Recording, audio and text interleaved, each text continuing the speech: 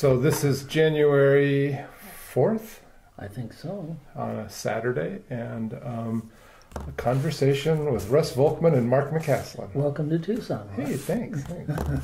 So, you know, you and I have had so many great conversations in the past about integral leadership, and one that we were talking about the other day caught my attention about where integral leadership might be 5 years from now, in terms of how it might be being received or how it might be being held within organizations, within communities and schools. Let's talk about that. What, in terms of how you see it, and we'll just roll with it. Well, in a way, one of the things that comes up for me is that integral leadership is.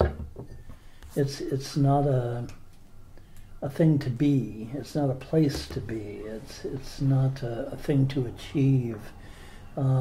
It's a way of embracing the level of complexity that is required to live in this modern world, to address the kinds of challenges that that we're faced with, whether it's solving engineering problems or whether it's solving human problems. Mm-hmm. They go together. And so there's no there. If I can paraphrase about Oakland, a town I know well. There's no there. It's more about an ongoing developmental becoming and engaging with changing reality. Does that make any sense? No, it does. It does. In fact, when you were saying that, I was thinking about when I was doing rural development work, and there was an author, and I can't remember his name, but he wrote a book, The Road to Nowhere, and basically he was looking at these rural communities as that space where everything was happening. And that old joke, that if you don't know where you're going, any road will take you there. Mm-hmm. But what he was really articulating at that time into that rural development process were how these individuals were really starting to take hold of who they were, what it was like to be here in that space, what it meant to connect with their neighbors or connect with local other towns or connect with a government or other organizations or other entities, in order to create a community that they wanted to live in, that they wanted to be in. And in some ways I see that integral space as, I've been talking about as that meeting ground, as that place where we get to pull in different threads from different places to help solve today's problems, those complex problems that you're talking about. And to me, that's the promise of integral leadership, is that we don't just have to have one tool in our tool bag, that we have access to a wide-ranging set of tools that we can use and look at and pull into to solve problems, or to create opportunities for the next innovations, the next great idea that we can articulate and bring forward. My wife's brother, who lives in Texas, has a garage filled with tools. If there's anything that there's been a tool made for, he's probably got the tool, and he's really handy with the tools and everything. But the tools that he uses to repair the train ride that he works on in a park near his home, or the tools that he uses on his home are different. Right. The tools that he uses to do woodwork are different from the ones he uses for plumbing and so on. Yet that garage containing all those tools holds the gestalt of tooldom, if you will, the bringing of tools to all of the unanticipated as well as maintenance kinds of activities that are required not only of model trains or plumbing, but are required of human systems as well. So that what we're trying to do with an integral approach actually has a number of different elements to it. One is to stock the garage with all the tools we might need. Now, none of us are garages, okay? Very few of us would have the capacity to hold all the tools and to know how to use them all as well, expertly, and so forth. So what that means, and this is the other part of your comment, is it's not just about the development of the individual, as Jonathan Reams has pointed out in his work in relation to integrity and authenticity and presence, in Otto Scharmer's idea of presence. Those are all important. Those are all the internal upper left-hand quadrant and alignment with the upper right-hand quadrant activities that are a part of our development individually and our development collectively. And that's what you were pointing out also, was the collective. Mm-hmm. What's required to deal with the kinds of challenges we have in the world today is not a bunch of individuals who have garages full of tools and know how to use all of them. What's required is a lot of individuals who bring tools that they each understand how to use, but they are able to use them together in a way to create, innovate, improve upon, strengthen whatever it is that they're addressing, because they're able to all work on this together in a way that is synergic, that delivers results we wouldn't have had otherwise. To attend to the unanticipated and the messy problems, the unanticipated consequences, the unintended consequences that have plagued us with problem solving throughout human history. I do think that something together, that connectedness, collective, gestalt, the whole, is a really an important construct. But I also think it's worth talking about, particularly as it's related to leadership, that the type of relationship that you're talking about, the type of connectedness that we're talking about, is different from the type of relationships that may have been being articulated in other leadership modalities, where we're talking about leader-follower relationships. I think the integral leadership that you're talking about takes on a much different type of relationship, and it's not just relationship amongst people, but it's relationship also amongst the resources that might be available, mm-hmm. the knowledge bases, a whole host of the relationship takes on a much richer and fuller meaning in this integral way of relating. That's why it's not just the problems that are complex, it's our approach to them that's complex. It includes all of those things. Too often in our academic approaches and our developmental approaches to what we have called leader development or leadership mm-hmm. development, the effort has been to just address a piece of that action, not to attend to consequences, not to look at relationships in any sense of the gestalt of the kinds of relationships you're talking about. For one thing, we have to get away from this leader-follower notion. You know, as Barbara Kellerman, a scholar of the followership idea, has pointed out, as have others, you know, that those are roles that get shifted. Leaders become followers, followers become leaders. But if we're going to deal with the complexity, we have to go beyond leader-follower relationships to leader-stakeholder relationships. And that includes the people who aren't followers. Mm-hmm.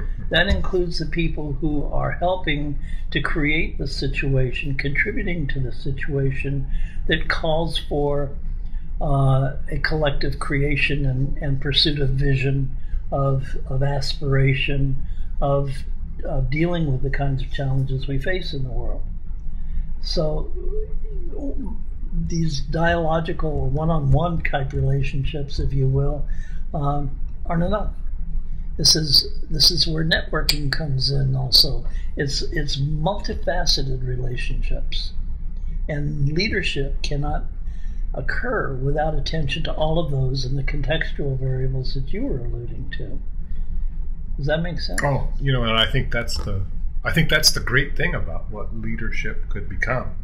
in this integral space or this integral way of leading. I often think it is, leadership in an integral way versus integral leadership. I think that the focus should be on that and that integral notion of bringing things together, of really looking at that composite, looking at the whole, and not necessarily from the center of our problems. I think that problems are perennial.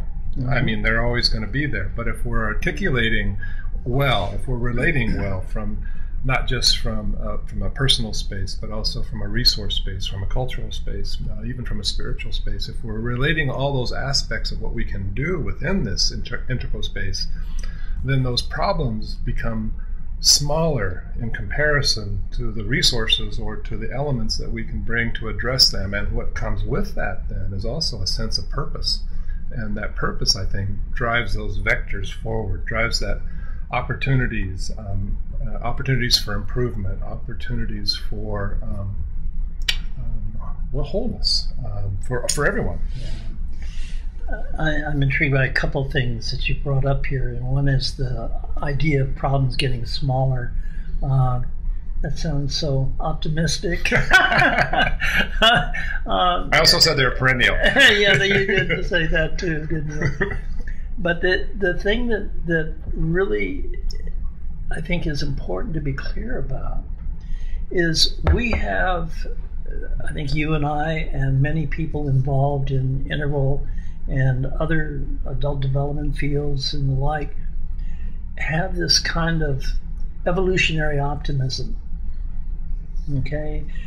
This whole idea of evolutionary optimism is expressed in recent works by integralists like Carter Phipps and Steve McIntosh, on the spiritual side by Andrew Cohen, others. The idea that somehow we're developing, we're getting better, we're getting smarter, we're getting more aware, more conscious, and all the rest. We have a conscious business movement. We have a conscious leadership movement. All of this is evolutionary optimism. And I think one of the things that we also need to hold on to as being really of critical importance is that when we're talking about solving complex problems and dealing with human systems, we're not just talking about dealing with people who are integral, second tier, yellow, turquoise, level 5 in Keegan's model, strategists and above in Cook Grutter and Bill Torbert's work and so forth. We're talking about people who are all over the spectrum. Yes. And the people who are all over the spectrum is us. Okay? It's not just somebody out there who's living in a tribal context and who's enmeshed in that, or someone who's living in an organized religion context and is enmeshed in that. It's all of us, not the achievers aspects or the community aspect. It's all of us having all of those aspects and having them be alive and vital in everything we're doing individually and collectively. And the question becomes for me, and I think this is one of the reasons I really have so much respect for Don Beck's work, is it's about making all of those stages of development, all those facets of development healthy. And that's not a new thing. I mean, this goes back to Freud and before. It goes back to what we labeled as witchcraft and the use of herbs. It's about getting healthier, not just physically, not just psychologically, but even spiritually in terms of consciousness and awareness and the like. You know, I have heard, many times, particularly talking about people in the spiral dynamics, and I also find Don Beck's clarification of how that spiral can be used, as you're talking about, to be very helpful. In fact, the more I read about some of his recent work and more I hear some of his recent talks, the more excited I get about really understanding what that element of the spiral. I do think that in the past, and maybe this is what some people react to, there seems to be a bit of judgment. Coming back down the spiral, so to speak, that if I am turquoise or yellow or in the second tier, then I'm looking down at you poor fellows, and that doesn't create that collective, that doesn't create that opportunity for integral leadership. That creates more problems than it solves. Yeah, and this also gets at the heart of why I like distinguishing terms like leader, leading, leadership. You've been using them, and it's the part of it is when we're talking about developing individually, we're talking about individuals, and that those individuals will sometimes in their lives be in leader roles and sometimes not. Sometimes they'll be leading, sometimes they'll be equating, if you will, with others. Sometimes they'll be following. Sometimes they'll be wanting to stand outside and watch. Right. And so all of these aspects are within each of us, which is, I think, the point you're making. And that this looking down upon is, I think, a sign of the immaturity of people who are probably more orange and green, and perhaps orange and maybe even blue, than they are second tier, because they're seeing second tier as an elitist position.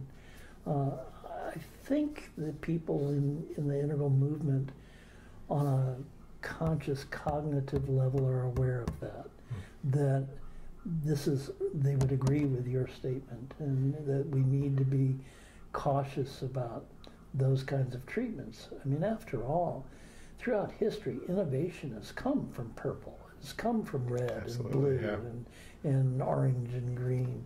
And so that's what we need to be doing in facing the challenges we have, is innovating. And so it takes a village.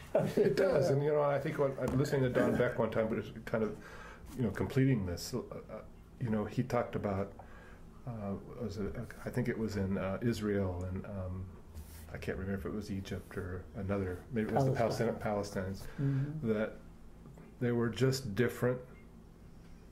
They were just at different aspects on the spiral, and and then you had the United States and other countries coming in and trying to bring basically a green solution, to a blue problem, and it was, you just talk past each other, and I think an integral leadership, or working through that in that integral way, in that whole way, it takes a little bit of critical reflection, a little bit of deeper awareness of how you move, how you dance, how you interact in that space, to recognize that where they are, I think Claire Graves said that, is good. This is where they are. You have to respect people for where they're at. Yeah. And to me, that's the real sign of maturity in leading, or in this idea of integral leadership, and is that there is, I don't know if I want to use to say that it's that evolving into that space, but I think holding that space allows more things to become possible. Yeah, we have ample evidence from CEOs who've gone through integral programs like Stegen's in Dallas, that understanding the fact that people are coming from different perspectives, we can call them our worldviews, is a huge step towards learning how to communicate to people who are holding different worldviews than your own. Yeah. And that if you're going to step into a leader role in any human system, the odds are at any moment in time you're going to have a spectrum of those worldviews represented. And if you want to try and influence people to support a particular direction, or to embrace a vision, or to engage in relationship that would be more effective to deal with a particular problem or set of problems, you've got to be able to learn how to honor and speak to those, both. Not just learn a technique about how to speak to those different levels or those different stages or perspectives, but to learn how to honor them in the process. Yeah, honoring. That just, to me, that changes everything, because you're no longer standing in judgment, or you move into that possible space when you recognize me, when when you hold that I have value, or that you recognize the value that I'm trying to hold as an individual, I think that levels, it just rises everybody. It raises everybody up to a higher level.